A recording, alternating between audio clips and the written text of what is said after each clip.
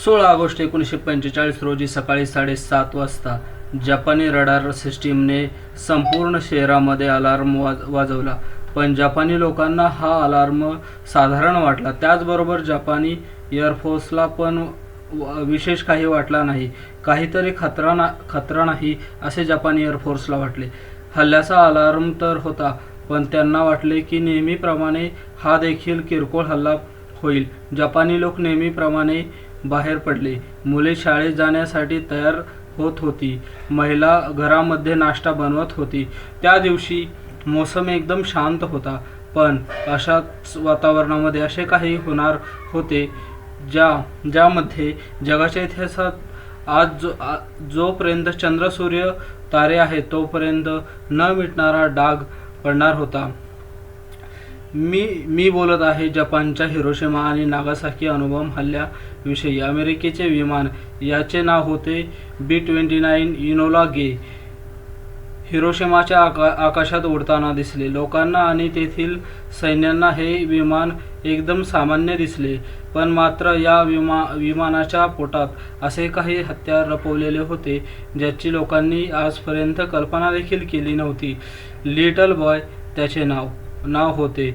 नाव जरी गोंडस आणि छोट्या चिमुकल्यासारखे वाटत असले तरी देखील ते अतिशय विनाशकारी असा अणुबॉम्ब होता. होय, मी बोलत आहे हिरोशिमा शहराच्या हल्ल्याविषयी, हिरोशिमा शहराच्या ॲटमबॉम्ब हल्ल्याविषयी.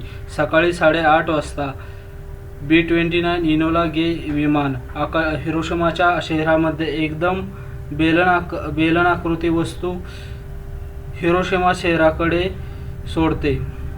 ही बेलनाकृती वस्तू जमिनीकडे येताना तेथील स्थानिक लोकांना देखील दिसली. लोकांना ती वस्तू पाहिली देखील होती. पण मात्र जमिनीवर पडताच क्षणी संपूर्ण हिरोशिमा शहर एक ज्वलंत आगीच्या खिंडारात बदललं. लाखो लोकांनी एका क्षणात राख झाली. हिरोशिमा शहराची लोकसंख्या 1945 साली 3 लाख होती. मुठभर माणसे सुद्धा शिल्लक राहिली नाहीत. आणि 3 लाख माणसाबरोबरच यामध्ये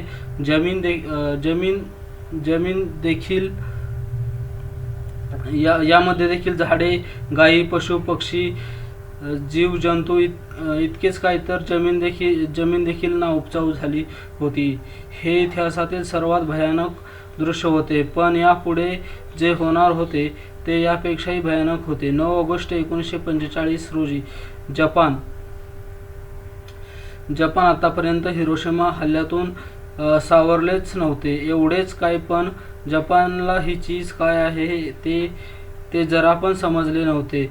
तोच 3 दिवसानंतर म्हणजे 9 ऑगस्ट 1945 रोजी जपानच्या आकाशात आणखी एक विमान उडताना दिसले.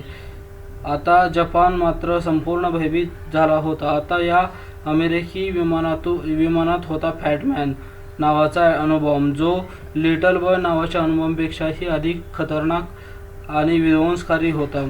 सकाळी 11:02 जपानच्या नागासाकी शहरावर अणुबॉम्ब हल्ला झाला. यावेळेस पहिल्या हल्ल्यापेक्षाही कितीतरी जास्त लोक मृत्युमुखी पडले. हे फक्त जपानच्या 2 शहरांवरती हल्ला नसून मानवी सभ्यतेला काळिमा फासणारे कृत्य होते. पण आता प्रश्न पडतो असा, नक्की काय झाले होते की अमेरिकेने जपानसारख्या चिमुकल्या शहरावरती इतका भयानक हल्ला केला? पार्ट 2 मध्ये आपण संपूर्ण इन डिटेलमध्ये पाहूया. त्यासाठी चॅनलला सबस्क्राईब आणि लाईक नक्की करा. भेटूया उद्या पार्ट 2 मध्ये. लाईक अँड सबस्क्राईब नक्की करा. जय महाराष्ट्र.